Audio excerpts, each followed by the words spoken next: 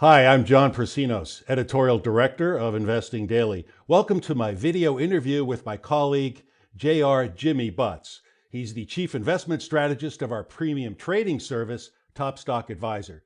With the markets showing extreme volatility and in downward momentum since the start of January, now's an opportune time to tap the expertise of Jimmy. As the title of his publication suggests, he's an expert at picking the top stocks in the market. Jimmy, thanks for joining us today. Oh, thank you, John. Thanks for having me. You bet. In early 2022 so far, the major indices have all taken a tumble, with the tech-heavy NASDAQ getting clobbered the worst. Rising interest rates tend to hurt growth stocks. Jimmy, explain that dynamic for us. Sure. There's likely a lot of factors at play, but the most simple way to think about it is when we make an investment, we have to think about risk. We're putting our money at risk, and in return, we expect that money to make us some money. So when interest rates are low, it sort of pushes us into riskier investments if we want to earn a decent return, because the money sitting in our savings accounts or T-bills isn't offering much of a return. But when rates rise, we can now find decent returns with lower risk. So folks then have to ask themselves, if I can get a comfortable return and I don't have to lay awake at night wondering if my mega growth stock that hasn't turned a profit yet is going to drop by 30% tomorrow because it missed earnings, is that worth it? So with higher rates, we no longer have to wait for the projected growth to materialize, which means that future growth in those growth stocks suddenly gets discounted and are worth much less. From the academic side of things, interest rates and time are your two variables when calculating net present value. So when rates go up, the present value of money goes down because you can invest less money today to get the same amount you could get by investing at a lower rate. Hopefully that wasn't too confusing. No, not at all. As usual, you were quite clear. Do you think we're on the cusp of a correction or maybe even a bear market? I do, and we're kind of seeing a little bit of that right now. But as I explained to readers of Top Stock Advisor at the beginning of January, there's a long history of market corrections after the Fed turns off the printing presses.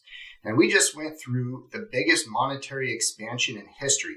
So I'd expect we could see, and we are already seeing, major turmoil in the markets.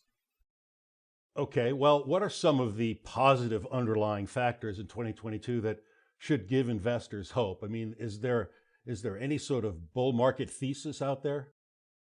Well, I think there's plenty to be optimistic about, despite what I believe will be a pretty tough year in the markets. I know rising rates has some folks worried, but higher interest rates means that we can hopefully make a little bit more money in any cash laying around in savings.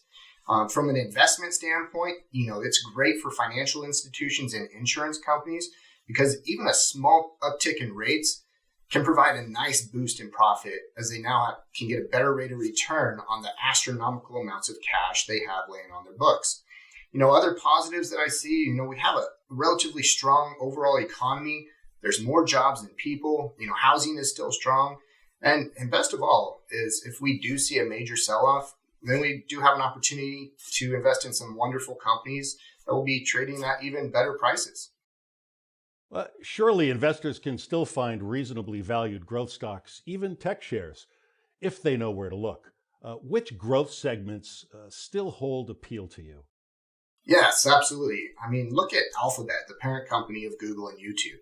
It may not be the sexiest investment and probably won't score you many brownie points at the next cocktail party.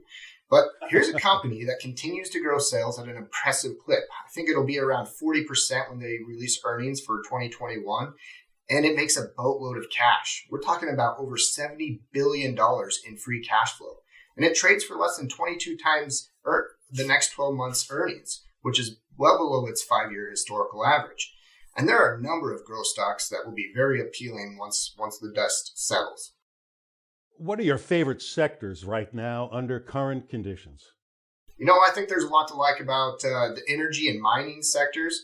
Even though energy had a banner year last year, but there are still some names with great financials and great balance sheets that are still trading for cheap. What criteria do you apply to pick a top stock?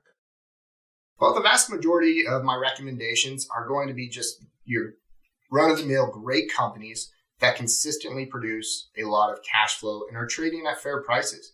I try to keep it relatively simple and try not to overcomplicate things.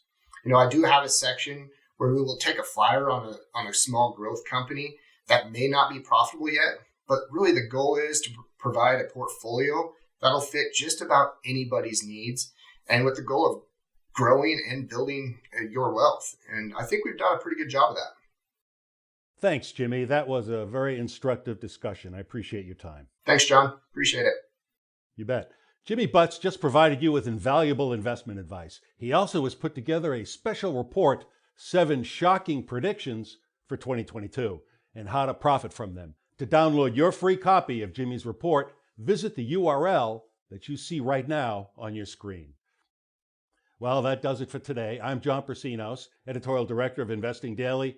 Thanks for watching. Stay invested and stay safe.